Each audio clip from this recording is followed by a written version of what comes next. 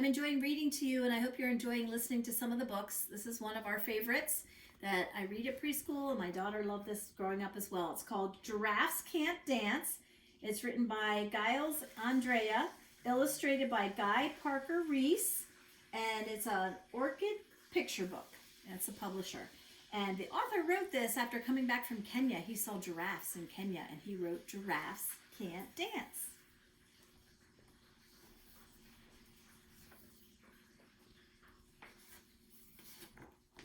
This giraffe's name is Gerald.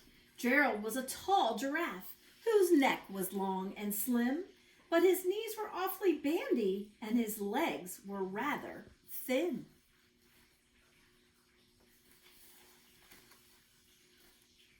He was very good at standing still and munching shoots off trees, but when he tried to run around, he buckled at the knees. Uh-oh, poor Gerald.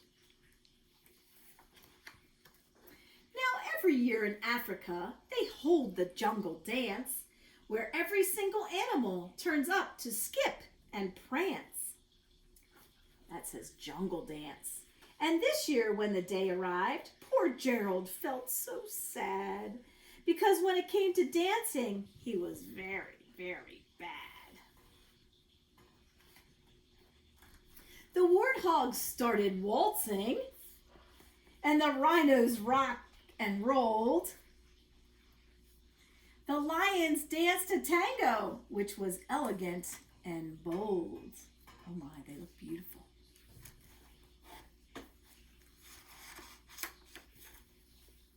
The chimps all did a cha-cha with a very Latin feel, and 8 baboons then teamed up for a splendid Scottish reel.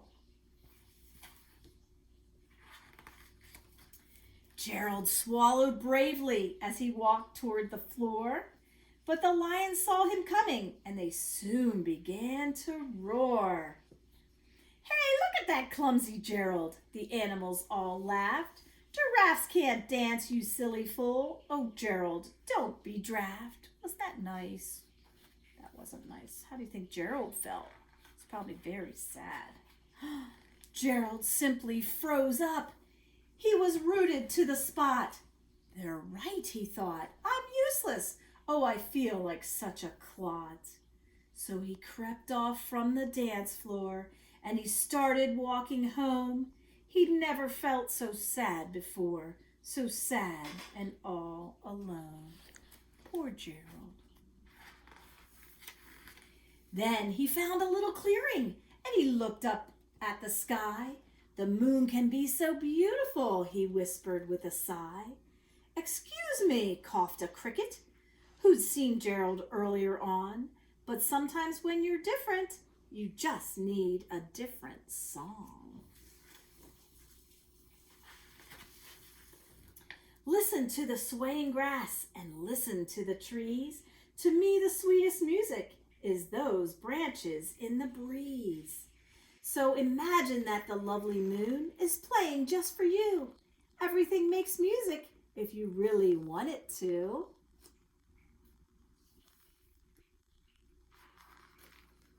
With that, the cricket smiled and picked up his violin. Then Gerald felt his body do the most amazing thing. His hooves had started shuffling, making circles on the ground. His neck was gently swaying, and his tail was swishing around. Uh-oh, you think Gerald's starting to dance? He threw his arms out sideways, and he swung them everywhere. Then he did a backward somersault and leapt up in the air. Look, he's upside down. Gerald's really dancing. Gerald felt so wonderful. His mouth was open wide. "I'm dancing. Yes, I'm dancing. I'm dancing," Gerald cried. Does he look happy here? He sure does. Then, one by one, each animal who'd been there at the dance arrived while Gerald boogied on and watched him quite entranced. They were really watching him. They shouted, "It's a miracle! We must be in a dream. Gerald's the best dancer that we've ever seen." Look at him. I think that's one of Mrs. Cramer's dance moves. The John Travolta. How it is you can dance like that? How is it you can dance like that? Please, Gerald, tell us how. But Gerald simply twizzled around and finished with a bow. See him bowing? Oh, look, they're throwing flowers. That means they really liked it. Then he raised his head and looked up at the moon and stars above. We all can dance, he said, when we find music that we love. And I hope this is a good story to remind you that you can do anything that you want to. And I hope you like to dance too. Mrs. Cramer loves to dance. So have fun, boys and girls, and I hope to see you soon. Bye.